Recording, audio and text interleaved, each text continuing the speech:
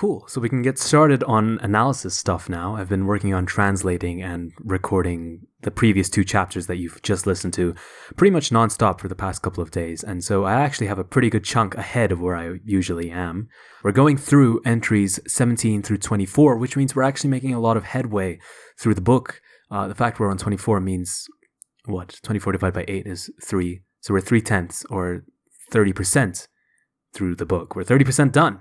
It only took 3 years, 10% a year. What can I say? It's the Dargosian quality that you've all come to expect.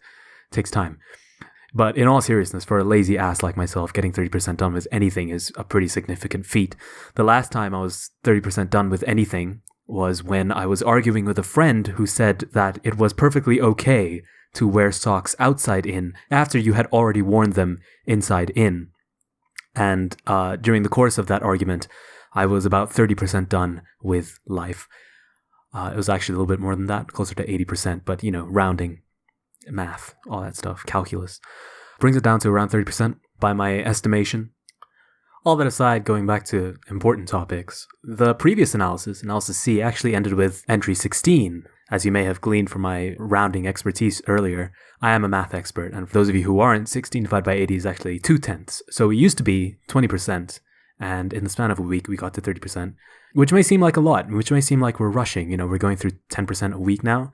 And while that is actually the pace that I want to get through, the reason that we can kind of accelerate so quickly is because the chapters are actually getting skinnier and skinnier. No fault with, the author. I think the pacing of each individual entry is pretty natural. Maybe if you're reading it on the page, it can feel a bit arbitrary, but when you're reading it out loud, the thoughts kind of have to flow, especially because I'm retranslating everything. The thoughts kind of have to flow a little bit more intricately, and you can really tell when a thought ends, and that's usually when a sentence ends. But Nisio Isin writes in this sort of unique way where the same thought gets iterated on over and over again and is argued on top of and is denied by the same. The number of times that Dio has said, "No, wait, that can't be.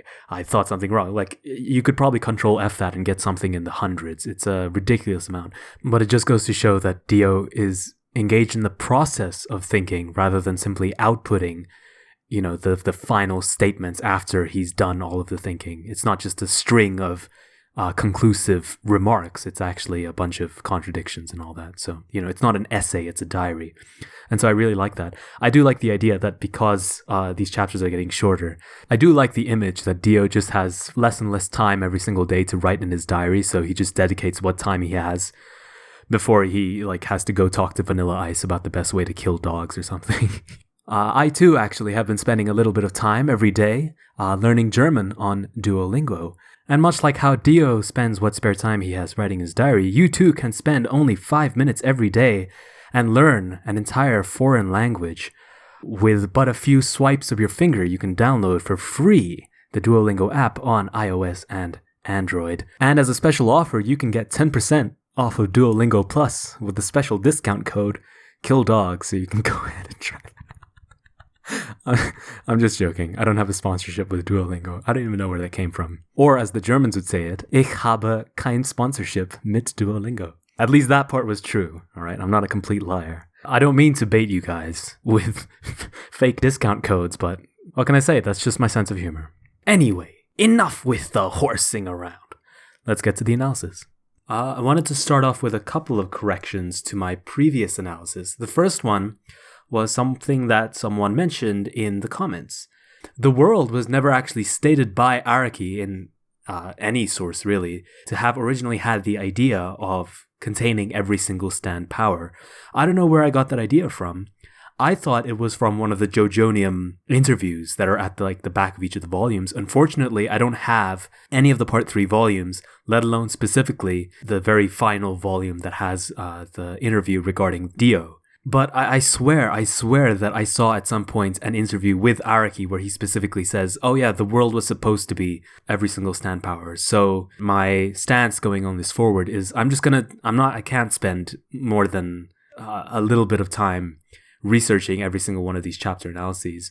Not because, well, partially because I'm a lazy ass, but mostly because, I'd rather focus on the recording of the text itself, and I don't want to spend too much time digging through a bunch of stuff for the sake of the commentary. So yes, my stance going forward on this is if I can't find it on the fan wiki, then I'm just going to assume that it's not, strictly speaking, like JoJo knowledge. It's not something that's either canon, or it's not something that was, for example, stated by Araki in an interview somewhere. And in this specific case, on the wiki page for the world, I did not find anything that hinted at this idea that the world was supposed to originally have every single stand power.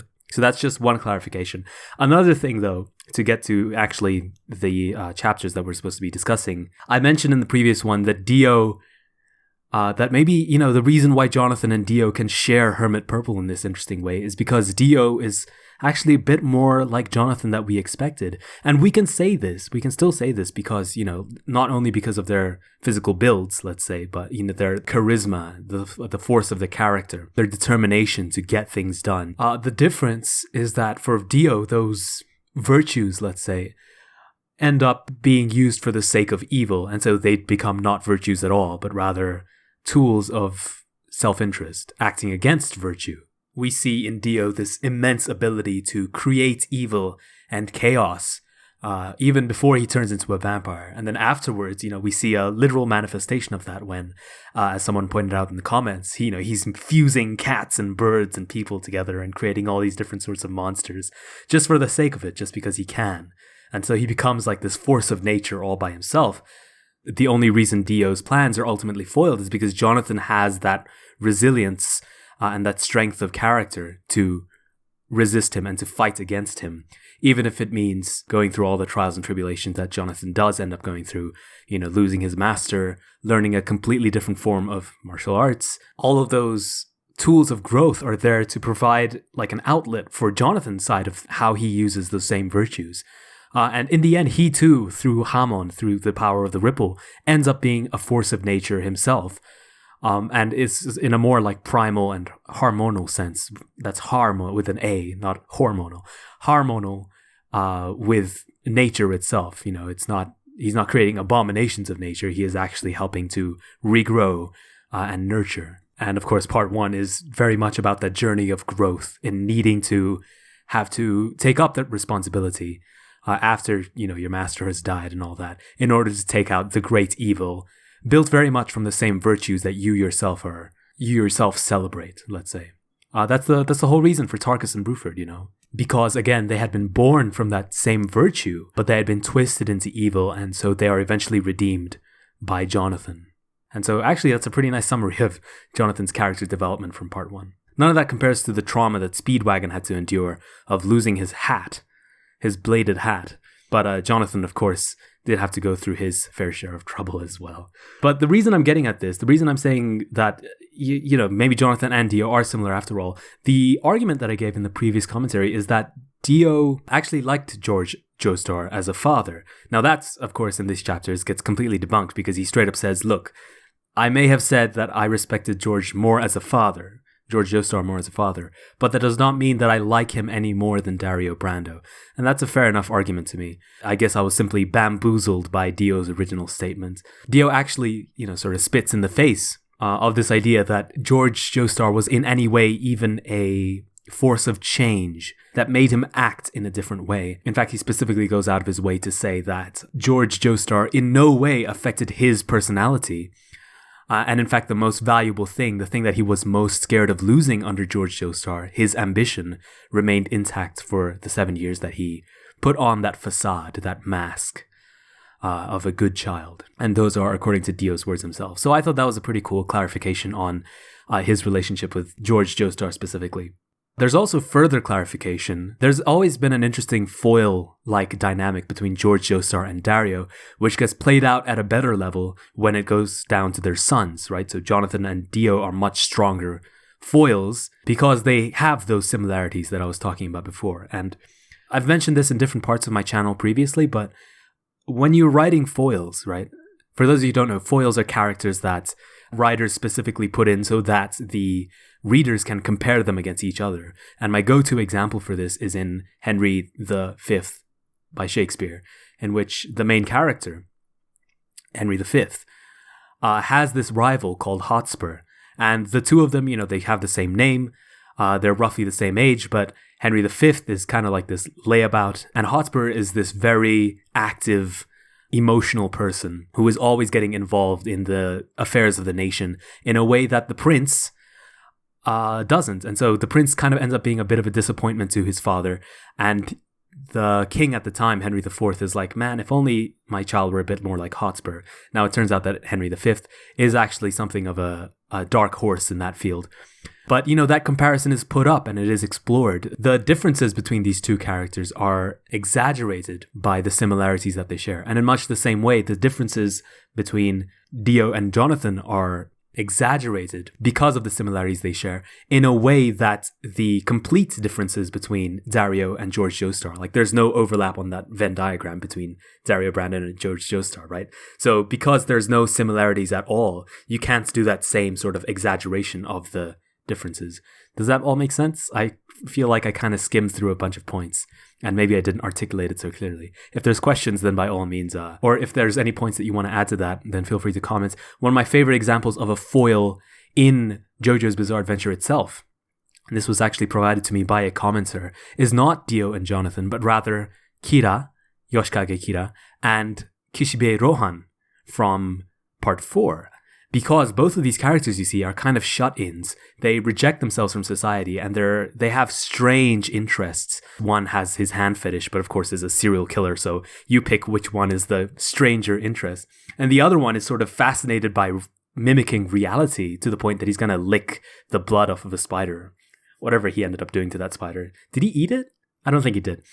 But, like, he's fascinated by reality, but he also is aloof to it, to the point that he'll, like, kidnap a kid and steal his memories just so he can get a bit more inspiration for the stories that he's writing, So both of these characters are bent towards self-interest, but they're also twisted away from society. And those are the significant similarities between those two characters, but the differences are what ultimately redeem Kishibe Rohan and make him one of the supporting characters that ends up hunting a serial killer in Morio, whereas the other one ends up being the serial killer, an unredeemable person who is completely motivated by that self-interest, to the point that they'll actually diminish their self-interest just so they can be out of the public spotlight and all that crazy stuff.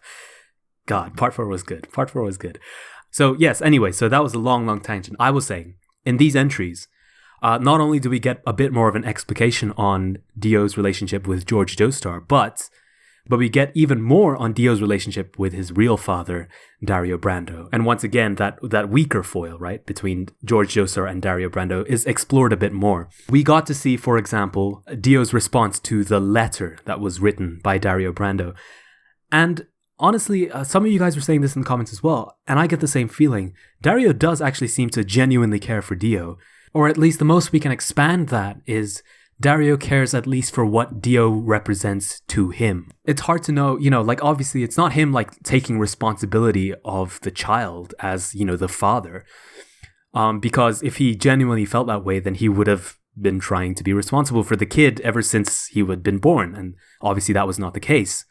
And that's been spelt out very, very clearly. But it seems almost like he has regretted the fact that he was unable to do so because of his alcoholism or whatever other excuse he could maybe have dragged up into this. And that's where the letter comes in. Dio is very confused by this idea that his father, Dario, would write out the symptoms of his illness to George Joestar. But for us, like normal human beings, we can see that Dario's trying to engender sympathy in George Joestar and saying, look, I have been a failure. I've treated my son wrongly.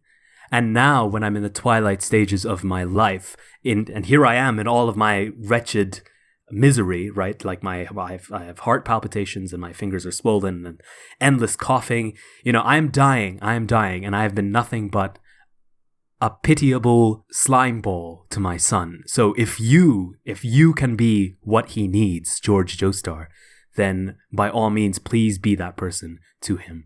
He's like pleading, but in sort of like a manipulative way. It's good writing in how it fits with everything that we learn about him from Over Heaven. But the amazing thing is, that comes all from Araki's original writing of part 1. So that's pretty cool. Like I said, it's not the fact that Dario cares for Dio in sort of a paternalistic way where he genuinely feels compelled to protect his son, but rather there's some element of him that wants to be recognized as virtuous. And even after, like as Dio pointed out, even after Jonathan Joestar figured out that, hey, Dario Brando is a thief, right? He doesn't owe anything. And yet Dario Brando is still trying to like pull these strings, so to speak.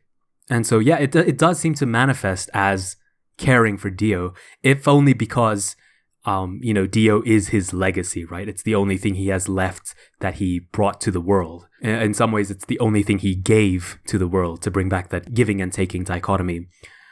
And so to look back on the relationship between George Joestar and Dario Brando as sort of foils of each other, what's interesting is George Joestar actually does the things Dario Brando wants him to, not because of similar reasons, not because he wants to respect Dario's wishes, but because he's genuinely concerned about Dio as a human being, in a way that Dio has never been before, except perhaps by his mother.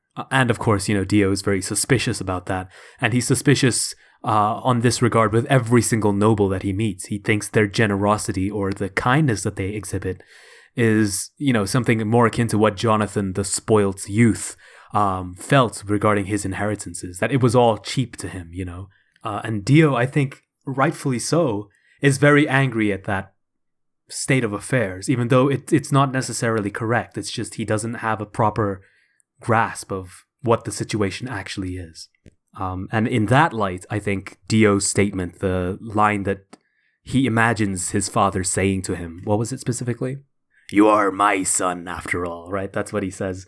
I think that's closer to the truth of what Dario's final act of donating him, so to speak, to the Joestars actually meant. Instead of this, let's say, more naive interpretation that Dario did actually care about Dio after all. It's him saying, well, you are my legacy, and the only way that I can protect it, the only way that I can cherish who I was in my own selfishness, is by gifting you this one connection, this one timid connection that I have that ultimately stems from another factor of my own selfishness when I tried to rob a crashed carriage. So yeah, that's as much as I can mine out of this developing relationship with Dario, with his son Dio. And it might seem, I don't know, I feel like I've said a lot that maybe wasn't in the original text. That's for you guys to maybe help me parse through, because, I'm just kind of spitting out ideas, and it'd be nice to hear what you guys say to that. I did mention in the previous commentary C, that we would be talking about changes to Dio's character. And unlike the previous stuff that I've been talking about, this one is not a correction. It is actually an explanation of why I said that. And here's very interesting. We saw a detailing of Jonathan's fist fight with Dio when he realizes that Dio kissed Irina, right? He comes in, he jumps over the fountain, he bursts open the door, and he goes, "Dio!" And Dio, he shuts his book and he says, "Don't take my name in vain, Jonathan," right? It's brilliant. Juicy part 1 stuff. That's like the heart of part 1. It's so good. Anyway, so this whole fist fight gets described in, well, not the fist fight itself, but rather the emotional consequences of the fist fight are discussed in the entries that we're talking about. I think it's in entry 18 specifically, 17. And a really important detail is missed, and that's the fact that Dio actually almost pulled a knife on Jonathan.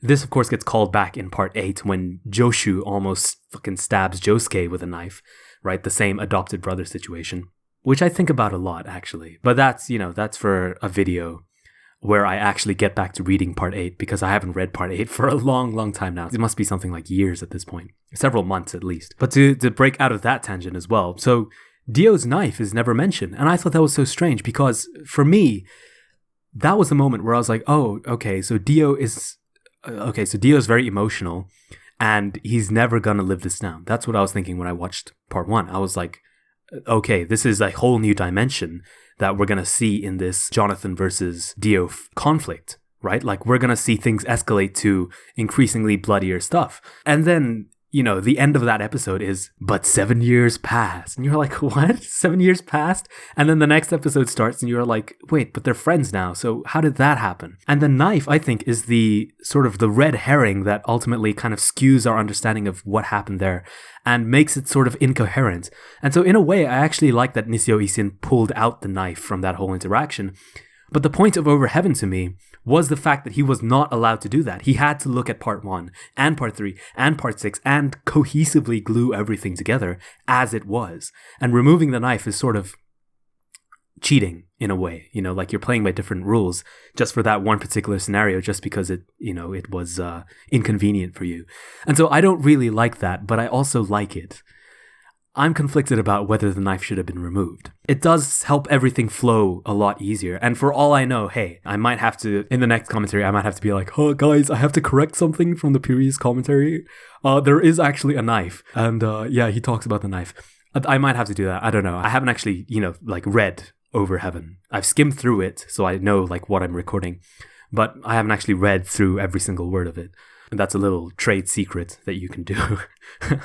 But yeah, so for me, that's a pretty significant shift in Dio's character.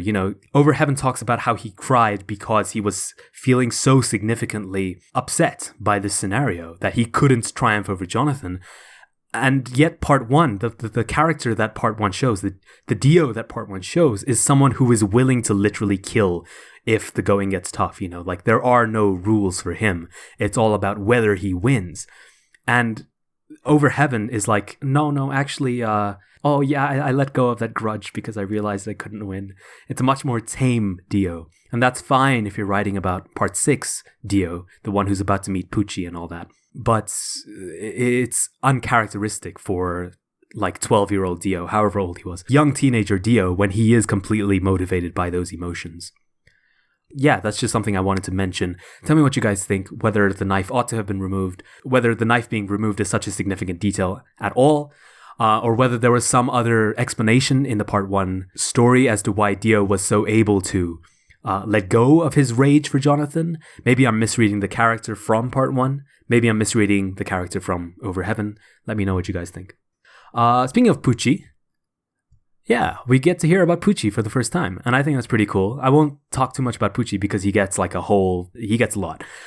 But I will say, one of you guys commented that you might be worried, having not obviously seen part 6 because there isn't an anime of it, but also having not read part 6, whether there's going to be spoilers. Now, for me, that's funny because the idea that Dio has a diary, that is inherently a spoiler for part 6. That gets established in part 6. The fact that Dio is trying to get to heaven is a spoiler for part 6. The fact that Dio is even relevant to part 6, that's a spoiler for part 6.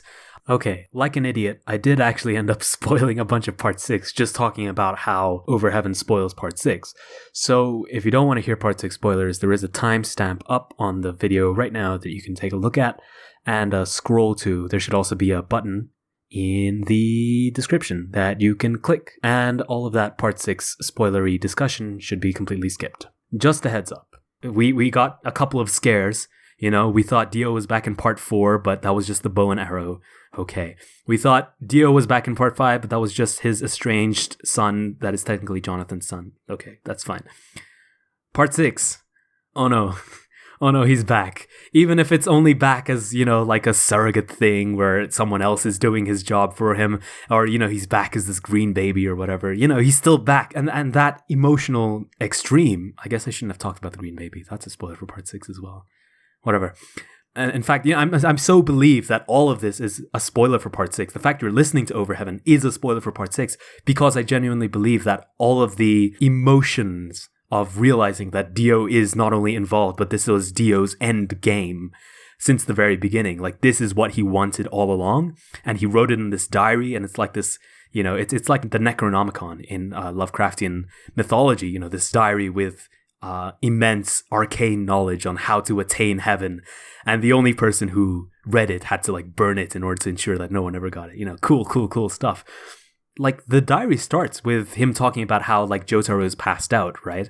And that's a plot point from part 6. So for me, all of it from the very conception is a spoiler. And so if you're listening to this, I don't know, I just have to be like, you kind of brought this on yourself. It has been spoilers from the very, very beginning. So yes, I just spoiled so much of part 6. Sorry about that. I'm gonna have to timestamp this. If you're listening to this now, I would recommend going to read part 6 and come back to Over Heaven. That would be my recommendation as far as spoilers are concerned. Not much more to say. I have recorded 30 minutes here, so I'm gonna wrap this up as quickly as possible. I wanted to talk about 2 things. The shorter one is about the world. There's a bunch of times where Dio just goes like, by the way, the world is the best stand ever. But, there are a couple of other stands that also exist. Dio is so self-assured about the strength of the world that I remember there was a comment way back in like Analysis B where he's like, oh, Dio's really underestimating the Joestars. I don't think that's the case at all. I think given how much he's written about, man, the Joestars, they're going to be trouble. I have to get rid of them as quickly as possible, especially seeing the strength of their character, Jotaro defeating Kakyoin, but also saving his life. And of course, how impressed he is with Kakyoin himself in these particular entries. He realizes that they're obviously going to be a threat. I don't think he's underestimating them. I think rather he's overestimating himself. He's like, yeah, I'll just go over there and beat them up, whatever. He's really putting a lot of value in the world. And I think that's so interesting as a character decision. Because we do see that he has grown. He does not underestimate the Joestars the way he did with Jonathan, right? But rather, he is so smitten and taken by this power that he has. But I guess Enya is partially at fault because she's really buttering him up by telling him that the world is undefeatable. Invincible is the correct word. That he really starts to believe it, and he doesn't realize that, hang on, well, maybe, just maybe, one of these characters might be able to figure out the stand power, might be able to overpower it in a stand rush. I think what Nisio Isin has been breadcrumbing through these chapters is it's really the world that becomes a symbol of Dio's hubris. He's constantly talking about how the stand is a symbol for the soul. Not a symbol, sorry, but is the soul, is your soul power made manifest. I think what the world is for Dio is not just his soul, but also a manifestation of his hubris. And I think ultimately, well, as we saw in part 3, that is what gets him killed. So it's pretty cool. It's pretty cool that you can just point at your soul, This is why I love stands. You can literally bring out your soul, you can point at them, and then you can express all of your character flaws in them, at them. All of your character flaws can be manifested in a single ethereal entity, but those flaws are also the thing that give it the powers to let you succeed to begin with. Your flaws and your strengths are manifested in the same thing, as 2 sides of the same coin, as Dio himself has said. And I think that's a pretty standard understanding of what stands are. I don't think anyone is like, wow, I'm mind blown, that's so cool. But I don't think people appreciate the fact that, like I'm saying with the world here, the relationship that Dio has with the world, he can literally bring his soul out and be like, yes, what a magnificent piece of work. Like all of his narcissism is reflected right there. And I just think that's really, really cool. Okay, that's the short point. The long point that I wanted to get to was Irina Pendleton, who I first of all wanted to contrast with Holly Cujo.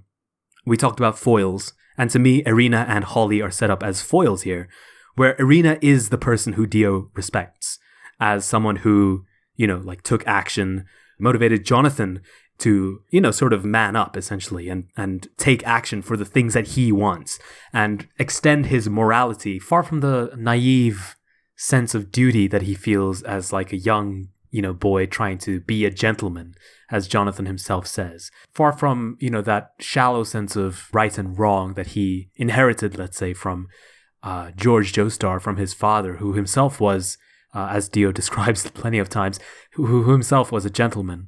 Instead, expressing that morality by action, by bringing what you believe to be right into the world, and not contrast with how Jonathan was previously, not what society says is good, but what you genuinely believe to be good through your own introspection. And that's something that Jonathan has to learn and cultivate, which he does as he matures, as he learns Hamon and he takes in the teachings of Zeppeli and of course his exposure to Irina. And you can contrast this with how Jonathan was as a child before he met Irina, when he fights the kids at the very beginning. He's weak, he's ineffective, he doesn't actually know how to act. He can't walk the walk essentially, and there's no strength in a morality where you can't enforce the good, because then, evil, the guys who disregard good for the sake of their own benefit, who take whatever they can get, they'll just walk all over a giver like Dio's mother was. And so that's the dichotomy that Dio himself had to face between his father and his mother. So the book, takes a lot of pains to establish this dichotomy. And I think Jonathan's growing pains is in trying to, it's something like mix the two together, to take action in a way that is selfless, to express your morality, even if it means hurting people. All action hurts people. And if you refuse that, right, if you refuse to hurt people, then you cannot act. And that's the basic issue with givers, according to Dio, is they can't hurt people, so they can never, ever act. As another commenter put it, to act is to sin, right? Like there is no distinction between those two. And givers are cowardly because they refuse to sin. Inheritors are different because they refuse to act out of complacence or contentedness. They're not moved to action in any way whatsoever. And takers, well, they don't give a damn about hurting others. In fact, they sort of revel in it almost. But this idea of moral action, right? Hurting others for the sake of good, as we've talked about before. I think I mentioned like dharma or something. I read a quote recently from Abraham Lincoln. It was recently his birthday, so, people were sharing his quotes and whatever, of, believing that right makes might, right? And that's sort of the fundamental tenet that ultimately is what Jonathan embodies, but at the start he couldn't embody. And that change from who he was to being actionable is motivated by Irina. And that's why Dio respects her. That was a lot of circular talking. Sorry about that. So that's the contrast that I wanted to bring up with Holly Cujo. Someone who is holy, yes, but someone who is holy because she has never sinned. And to never have sinned is to have never taken a meaningful action that may or may not hurt people. And in fact, oftentimes, most of the time when you take an action, you do end up hurting people one way or the other. And Holly is too much of a... I don't like calling Holly a coward because it's almost like she was never exposed to violence in the first place. So she was a coward in as much as she never exposed herself to the alternatives. Part of that, of course, is Joseph's fault because he's overprotective of his daughter. But part of that is also her fault. She has this child who's this ultra rebel, and she never confronts him about it. She's never like, listen, you got to go to school. You got to be a good kid. No. There's none of that. Jotaro gets away with being a rebel, being someone who literally goes to jail over, what did he do? He crushed someone's balls by kicking them with Star Platinum or something like that. He goes to jail for that. And Holly is like, yeah, that's fine. That's my son. So for me, once again, these are the moments where Over Heaven really shines, where it can take two characters like Irina and Holly and be like, look, both of these influenced one of the JoJos, but one was by motivating them to be better, and the other was by essentially ignoring their violent tendencies, their battle tendencies. And the contrast that comes from comparing those two people, like I said, the differences are exaggerated the closer the similarities are. And the similarities between these two members of the Joestar family are pretty overwhelming, but, there's this very, very stark difference in the way that they acted. Even Irina in part 2, which I totally forgot was a character until literally 10 seconds ago. Even Irina in part 2 is the one who she's very, very active in every single situation that she's in. Obviously, that's just a really, really cool thing to see for any character, someone who is assertive and isn't afraid to be violent, like I said. And you can see that reflected in early part 2 Joseph, for example, where he fights off, the racists, the evil goddamn racists who are shouting at Poco or whatever. I forget what they do to Poco. I need to rewatch part 2, to be honest. I've spent way too much time geeking out about part 1. But part 2 is quintessential JoJo, so I should really be spending time on that. But that's only the first half of what happens with Irina here. That contrast with Holly is interesting, but Dio is fascinated with her not only because she is so motivating, but because she does something profound for him. And I don't think he even realizes it, because he describes what Irina does. Irina gets kissed by Dio, supposedly losing her dignity then, but she regains it by washing her lips with muddy water. Now, I think it's hard to then say that that was the moment when Irina was fully restored her dignity, like drinking some sort of magical muddy potion that can do that for you, because that seems to diminish, the effects of Dio's kiss on Irina, as if any non-consensual act, you can get rid of it. Just wash yourself with muddy water, guys. No, I don't think so. And Over Heaven actually tries to step into that and say, look, the reason Irina left was because she was upset by this scenario in a way that couldn't perfectly be recuperated simply through, spiting Dio's action at that immediate moment.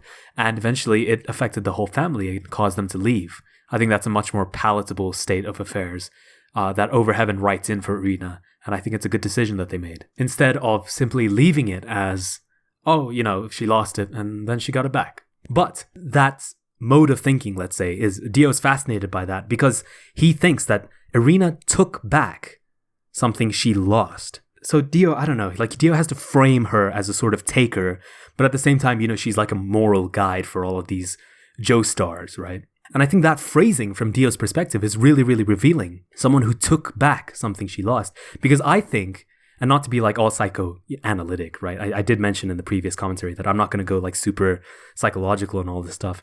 But I do think that's sort of what the true motivation for Dio is in some way. He lost something really profound in his childhood. Not only his mother, but it was represented by his mother.